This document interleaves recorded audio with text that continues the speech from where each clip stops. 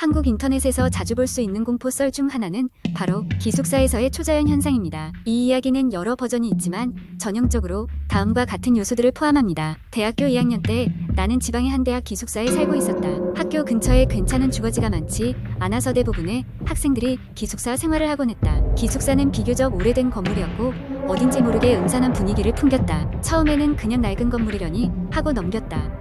방벽지는 어딘가 습기가 차서 군데군데 색이 변해 있었고 바람이 불 때마다 창문 틈새로 스산한 소리가 샜다. 룸메이트와 나는 이런 환경도 금방 적응할 수 있을 거라며 가벼운 마음으로 새 학기를 맞이했다. 그러던 어느 날 밤늦게까지 과제를 하고 있던 내가 잠시 화장실에 가려고 복도로 나선 순간이었다. 복도 끝에서부터 기분 나쁜 냉기가 느껴졌다. 걸음걸이를 가늠하기 어려운 발소리가 아주 천천히 쿵쿵 울리며 가까워졌다. 이상하고 무서운 기분이 들어 문을 서둘러 열고 방 안으로 들어갔다. 그날 이후로 기숙사에서는 이상한 일들이 종종 벌어지기 시작했다. 룸메이트는 물건들이 자꾸만 제자리를 벗어나 있다고 불평했다.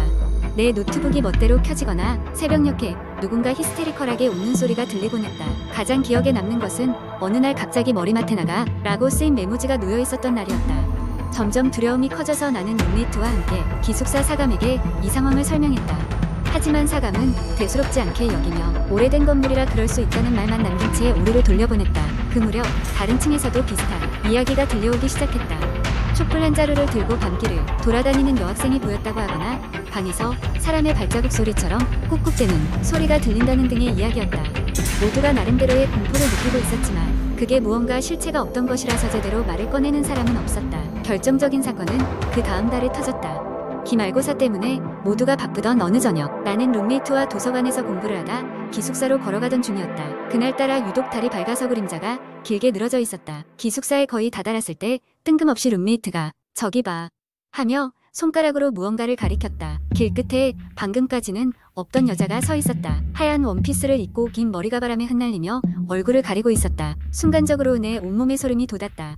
한참을 바라보던 그녀의 모습은 마치 흔들리는 영상처럼 아른거리며 아래 위로 파동을 타기 시작했다. 그리고 순식간에 사라졌다.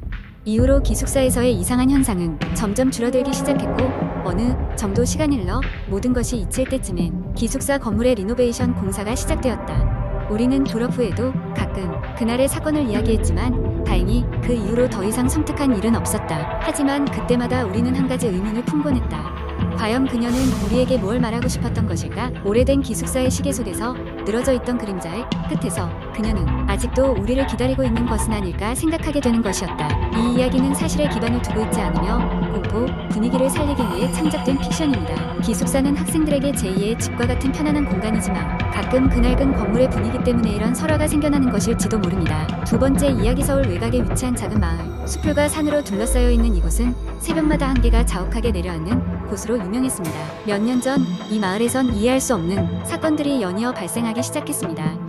이 마을에 사는 고등학생 지우는 어느 날 길을 잃고 헤매는 기분을 상쾌하게 날려버리려 산책을 나갔습니다. 그날따라 안개는 더욱 자욱했고 온 세상을 집어삼킬 듯한 짙은 회색으로 마을을 감싸 안고 있었습니다. 지우는 자신의 귓가에 웅웅거리는 소리가 들려 발걸음을 멈췄습니다.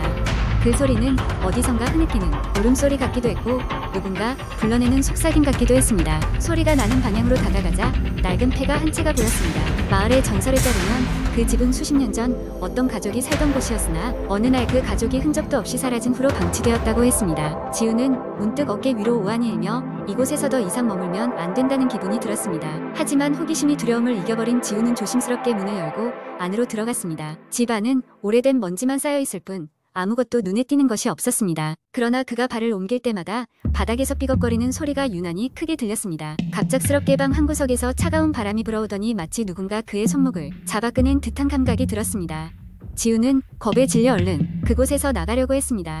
그때 그의 시야에 익숙한 무언가가 들어왔습니다. 먼지가 가득한 테이블 위에 그의 이름이 적힌 먼지 없는 공간이 있었던 것입니다. 누군가 이곳에 와서 자신의 이름을 이 테이블 위에 새기고 간 것입니다. 지훈의 몸은 공포로 굳어버렸고 심장이 미친 듯이 뛰기 시작했습니다. 그날 이후 지훈은 밤마다 악몽에 시달렸습니다.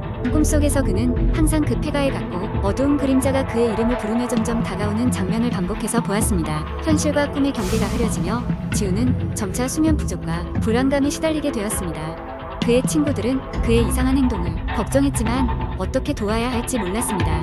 그러던 중 지훈의 친구 중 한 명이 공포에 관련된 인터넷 커뮤니티에서 조언을 받기로 했습니다. 그들은 폐가에서 무언가를 끝내야만 지훈이 평화를 찾을 수 있을 것이라는 의견을 받았습니다. 친구들은 이를 믿고 종료의식을 준비하기로 합니다. 그들은 밤에 폐가로 돌아와 촛불을 밝히고 지훈의 이름을 적은 종이를 불태우며 더 이상 자신을 부르지 말라는 기도를 드렸습니다.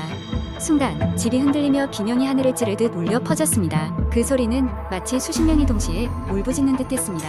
이 모든 것이 끝나자 기적처럼 지훈의 꿈도 끝이 났습니다. 그는 더 이상 악몽을 꾸지 않았고 시간이 지나면서 그날의 기억도 점차 희미해졌습니다.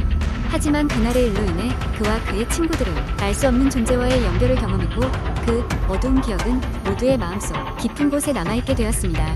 세 번째 이야기. 옛날 어느 작은 마을의 달빛, 마을이라는 곳이 있었다. 이 마을은 이름처럼 달빛이 유난히 아름답게 비추는 곳으로 유명했다. 하지만 그 아름다운 달빛 뒤에는 무서운 비밀이 숨겨져 있었다. 이 마을에는 한 가지 묘한 전설이 전해져 내려왔다. 매달 보름이 되면 마을 사람들 중 누군가 사라진다는 것이다. 사라진 사람들은 다시는 돌아오지 않았고 그 사건은 항상 마치 아무 일도 없었던 것처럼 덮여졌다. 마을 사람들은 이에 대해 서로 말을 꺼내지 않았으며 외부 사람들에게 그저 사라진 이들은 마을을 떠났다고만 이야기할 뿐이었다. 어느 날 서울에서 한 젊은 작가가 이 마을에 왔다. 그는 새로운 소설의 영감을 얻기 위해 조용한 곳을 찾던 중 이곳을 발견하게 되었다. 아름다운 풍경과 조용한 분위기에 흠뻑 매료된 그는 한 달간 마을에 머무르기로 했다. 머무는 동안 그는 마을의 이상한 점들을 하나둘씩 알아차리기 시작했다. 모든 것이 평화롭게 보였지만 마을 사람들의 눈빛에는 어딘가 말할 수 없는 두려움이 서려 있었다.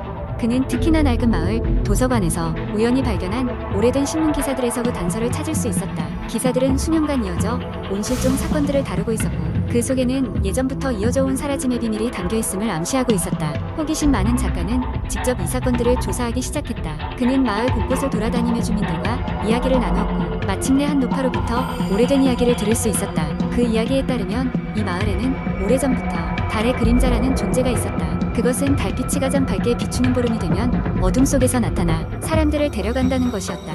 이해할 수 없는 이야기에 처음엔 믿지 않았지만 점점 여러 증거들이 그를 설득하기 시작했다. 그는 마침내 보름달이 뜨는 밤에 직접 그 비밀을 확인하기로 결심했다. 몇 시간을 그 그림자를 찾기 위해 돌아다니던 그는 마을 외곽의 헛간에서 이상한 소리를 듣게 되었다. 거기에는 사라진 사람들이 모두 모여 있었다. 그들은 아무 감정도 없는 눈빛으로 허공을 바라보고 있었다. 갑자기 뒤에서 차가운 한기가 느껴졌다. 그는 뒤돌아보자 오싹한 형체가 그를 노려보고 있었다. 도망치려 했지만 몸이 움직이지 않았다. 그 존재는 천천히 다가왔고 그는 그대로 의식을 잃었다. 다음날 아침이 밝았다. 그리고 마을은 언제나처럼 아무 일도 없었던 것처럼 평온하게 돌아갔다. 하지만 그는 그곳에 없었다. 그의 흔적은 어디에서도 찾아볼 수 없었다. 마을 사람들은 그가 단순히 다른 곳으로 떠났다고 말할 뿐이었다. 그 이후로도 달빛 마을에서는 여전히 보름달이 뜰 때 사람들의 실종 사건이 계속 발생했다. 마을의 비밀은 아무도 모른 채 여전히 깊은 어둠 속에 숨겨져 있었다.